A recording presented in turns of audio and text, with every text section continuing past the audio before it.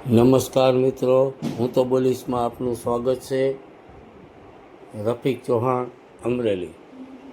આજરોજ અમરેલી શહેરમાં વિસાવદરના ધારાસભ્ય ગોપાલભાઈ ઇટાલિયા તેમજ આમ આદમી પાર્ટીના આગેવાન મનોજભાઈ સોરઠિયા, નિકુંજભાઈ સાવલિયા, હિરેન વિરડિયા, કાંતિભાઈ સતાસિયા સહિતના લોકો અમરેલી શહેરમાં ઉપસ્થિત હતા. સૌ પ્રથમ તેઓ અમરેલી આવી અને ખંભાળિયા ખાતે પાયલ ગોટીના ઘરે મળવા ગયા હતા. ત્યાં પોલીસે જે કેસ કરેલ હતો તે કેસ વિશે વિસ્તૃત જાણકારી મેળવી હતી. ત્યારબાદ તેઓ ફતેપુર ખાતે પ્રસિદ્ધ મંદિર ભોજલરામ બાપાની મંદિર ખાતે આગમન થયું હતું. ત્યાં તેઓએ પ્રાર્થના આરાધના કરી અને મહંતને મળ્યા હતા અને મહંતે પણ તેમનું સન્માન કર્યું હતું. ત્યારબાદ તેઓ બહારપરા ખાતે પહોંચતા ત્યાં મોટી સંખ્યામાં દલિત સમાજના લોકો અને મહિલાઓ ઉપસ્થિત રહ્યા હતા. ગોપાલભાઈનું અને મનોજભાઈનું ખૂબ ભાવભર્યું સન્માન કર્યું, ફૂલહારથી સન્માન કર્યું, ઢોલ ત્રાસા નગારા સાથે સન્માન કર્યું હતું.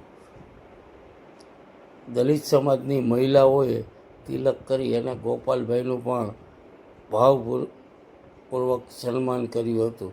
ગોપાલભાઈ આ સન્માન બાદ તેઓ સંપનાથ મહાદેવ મંદિર આવેલ ત્યાં પણ પ્રાર્થના આરાધના કરી હતી. આ પ્રાર્થના આરાધના કર્યા બાદ તેઓ પોતે અમરેલી શહેરમાં આમ આદમી પાર્ટીનું જે મધ્યસ્થ કાર્યાલયનું ઉદ્ઘાટન કરવા જવાના હતા.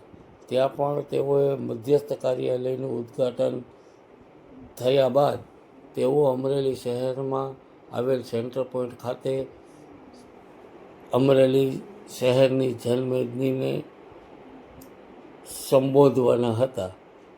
આ તકે અમરેલી શહેરમાં ભારે વરસાદ વરસી રહ્યો હતો. આમ છતાં પણ લોકો ગોપાલભાઈને જોવા અને ગોપાલભાઈને સાંભળવા માટે લોકોમાં થનગનાટ જોવા મળી રહ્યો હતો.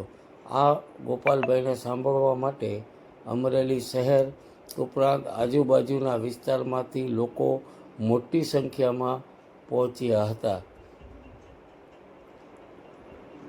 વરસાદના કારણે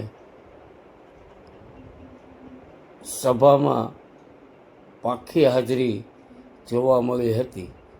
જોકે ગોપાલભાઈએ એવું કહ્યું કે આગામી દિવસોમાં અમરેલી શહેરમાં ખૂબ મોટી વિશાળ જનસભા મળવા જઈ રહી છે.